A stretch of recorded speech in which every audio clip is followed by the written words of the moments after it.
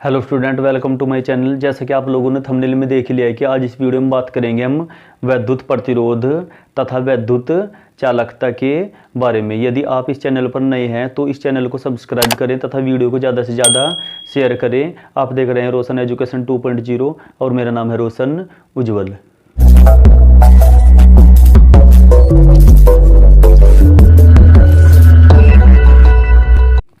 सबसे पहले बात करेंगे हम वैद्युत प्रतिरोध की कि वैद्युत प्रतिरोध क्या होता है। वैद्युत प्रतिरोध। अब यहाँ पर प्रतिरोध को समझ लेते हैं कि प्रतिरोध क्या होता है। प्रतिरोध का मतलब होता है रुकावट, बाधा होना। यानी यदि कोई कार्य हो रहा है उसमें रुकावट हो गई या बाधा उत्पन्न हो गई तो उसे क्या बोलेंगे, हम उसे प्रतिरोध बोलेंगे। और यहाँ पर क्या है, ये है वैद्युत प्रतिरोध।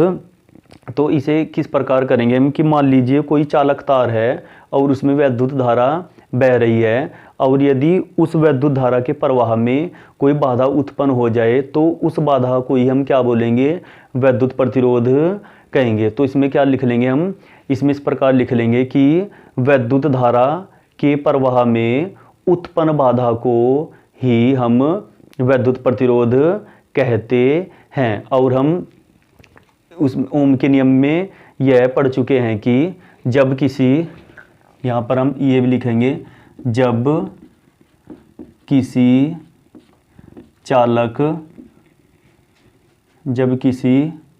चालक के सिरों पर विभवांतर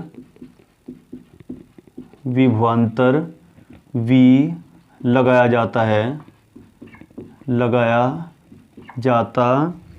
है तो चालक में वैद्युत धारा I बहने लगती है। हम पढ़ चुके हैं ओम के नियम में भी कि जब किसी चालक के सिरों पर हम विभवांतर V लगाएंगे तो उस पर यानी उस चालक में एक वैद्युत धारा I बहेगी। और ओम ने यह बताया था कि जो चालक के सिरों पर लगाया गया विभवांतर V और उसमें बहने वाली धारा यानी चालक में बहने वाली धारा, उनका अनुपात क्या रहता है, नियत रहता है। अब यहाँ पर ओम के नियमानुसार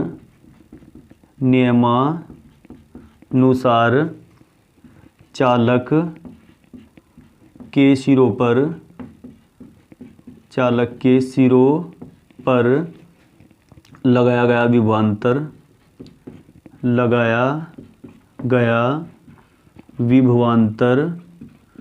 V तथा चालक में बहने वाली धारा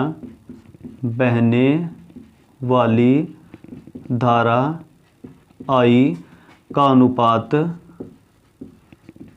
अनुपात नियत रहता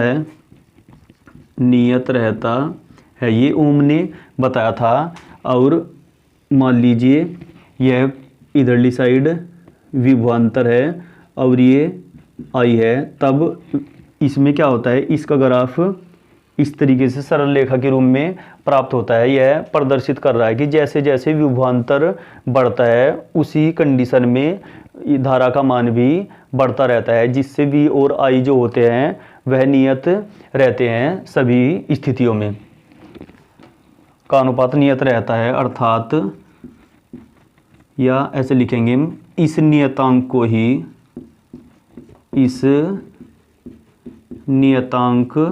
को ही प्रतिरोध कहते हैं। यानी कि V/I बराबर R। ये प्रतिरोध R बराबर क्या आ जाएगा, प्रतिरोध R बराबर आ गया V/I। ये अब यहाँ पर हमें पता चला गया फॉर्मूले का, इसका परिभाषा हमने पढ़ ली। हम दो प्रकार से डिफाइन कर लेते हैं कि विद्युत धारा के प्रवाह में जो बाधा उत्पन्न होगी उसे हम विद्युत प्रतिरोध बोलेंगे, या हम इस प्रकार से डिफाइन कर लेंगे कि जब किसी चालक तार पर हम विभवांतर V लगा देते हैं तो उस चालक तार में एक धारा बहने लगेगी, तो विभवांतर V तथा चालक में बहने वाली धारा का जो अनुपात होगा वह सभी कंडीशन में एक जैसा रहेगा, नियत रहेगा। उस नियतांक को ही हम विद्युत प्रतिरोध कहते हैं, अर्थात V/I बराबर R, और प्रतिरोध R बराबर आ जाएगा यहाँ पर V/I। यानी प्रतिरोध को हम किससे प्रदर्शित करते हैं? प्रतिरोध को हम कैपिटल R से प्रदर्शित करते हैं। और यहाँ पर हम यदि इसके मात्रक की बात करें, मात्रक, तो मात्रक आ जाएगा इसका यहाँ पर V यानी वोल्टेज, इसका मात्रक वोल्ट, और धारा का मात्रक होता है एम्पियर, या इसे हम ओम भी बोल देते हैं, OHM। तो विद्युत प्रतिरोध का जो मात्रक हो जाएगा वह आ जाएगा वोल्ट प्रति एम्पियर या ओम, OHM। अब हम बात कर लेते हैं विद्युत प्रतिरोध के विमा के बारे में। प्रतिरोध की विमा यानी R बराबर हमारे पास क्या है? R बराबर है V/I, और V की यदि विभवांतर की हमें विमा डायरेक्ट पता है तो डायरेक्ट रख सकते हैं, यानी V को हम तोड़ भी सकते हैं। V बराबर क्या होता है? W/Q, और नीचे I है ही। तो अब हम पता है कार्य की विमा जो होती है वह mL/2 T/-2 होती है, और Q आवेश की विमा होती है AT, और विद्युत धारा की जो विमा होगी वह A हो जाएगी। इस पोर्शन को यदि हम हल करें तो R की विमा हमारे पास आ जाएगी mL/2, ये जो होगा तो T/-2, एक T और जाएगा ऊपर तो T⁻3 आ जाएगी, और A की पावर 2 है, ऊपर जाकर हो जाएगा A⁻²। तो विद्युत प्रतिरोध का मात्रक वोल्ट प्रति एम्पियर या ओम, और जो विद्युत प्रतिरोध की विमा आ जाएगी हमारे पास वह आ जाएगी mL/2 T⁻3 और A⁻²। तो विद्युत प्रतिरोध तो यहाँ पर टॉपिक पूरा हो गया। अब हम बात करेंगे विद्युत चालकता के बारे में कि विद्युत चालकता क्या होती है।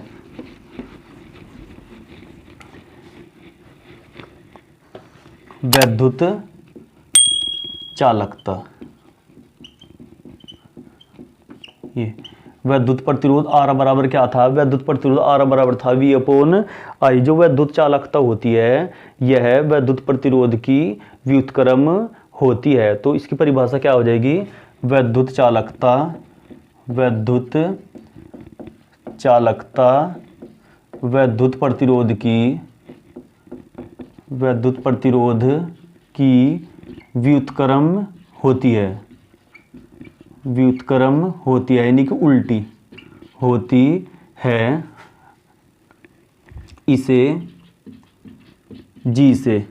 इसे कैपिटल G से प्रदर्शित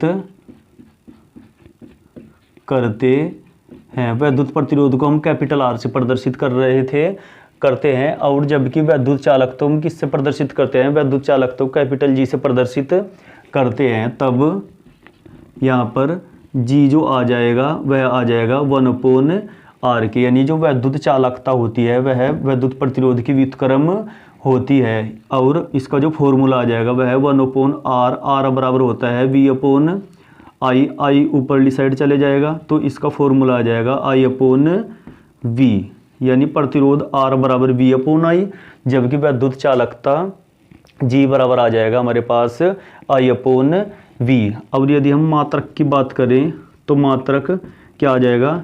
इसका एम्पियर और नीचे का वोल्ट, या जब इसका मात्रक ओम था तो 1/ओम, यानी कि ओम इनवर्स, या ओम इसका मात्रक था OHM।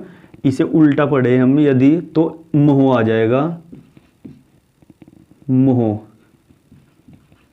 यानी अंग्रेजी में भी लिख सकते हैं MHO।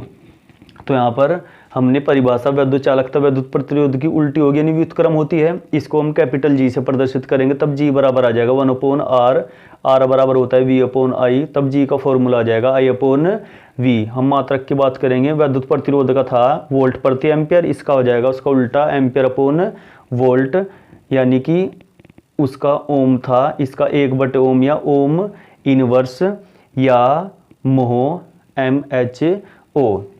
और वीमा भी उसकी उल्टी आ जाएगी, वीमा आ जाएगी 1/R की वीमा, यानी जो R की वीमा थी हम उस पर क्या करेंगे, जो घाते हैं उनमें जो प्लस की है वहाँ पर माइनस लगा देंगे और जो माइनस है वहाँ पर प्लस लगा देंगे। चूँकि वैद्युत प्रतिरोध की जो वीमा थी वह थी 1/m L/2 T-3 और A-2, तब G की वीमा हमारे पास आ जाएगी, M नीचे +1 है तो ऊपर जाके -1, L की यहाँ पर 2 है -2 आ जाएगा, T-3 है +3 आ जाएगा, A-2 है ये +2 आ जाएगा। तो वैद्युत चालकता यानी कैपिटल G की जो वीमा आ जाएगी हमारे पास वह आ जाएगी M की घात -1, T की घात -2,